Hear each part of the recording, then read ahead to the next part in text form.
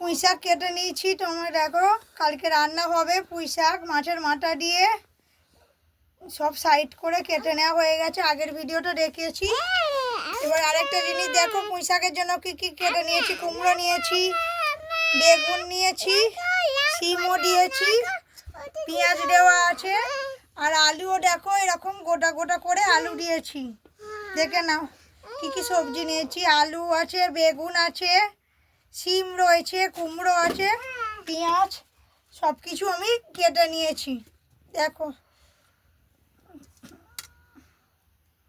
কালকে মাছের মাথাটা দেবো, এবার বাকি যা রেসিপি লাগে দিলেই ব্যাস তৈরি হয়ে যাবে পুঁই শাক রেসিপি চচ্চড়ি মাছের মাথা দিয়ে। কে কে খাবে অবশ্যই জানিও একটু কমেন্ট করে। তো তোমাদেরকেই বলছি, সবাই বলো কেমন হয়েছে। দিদি না খেয়ে কী করে বুঝবো, আমি তোমাদেরকেই বলি যারা বলছো। আমি তো অনেক দূরে আছি, তোমাদের রান্না করে পাঠাতে পারছি না। তো যদি আমার বাড়ির কাছে বাড়ি হতো অবশ্যই তোমাদেরকে দিতাম। তো বন্ধু দূর থেকেই আমি তোমাদের ভালোবাসা জানাচ্ছি, অবিরাম ভালোবাসা। তোমরা পাশে